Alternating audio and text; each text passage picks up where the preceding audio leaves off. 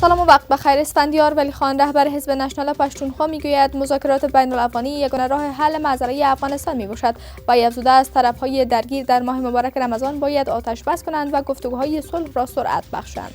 ولی سجرگه میگوید اگر طالبان افغان هستند باید به افغانستان آمده و مذاکرات صلح را آغاز کنند. اعضای این جرگه گفتند طالبان باید در نشست استانبول اشتراک کنند و انعطاف نشان دهند.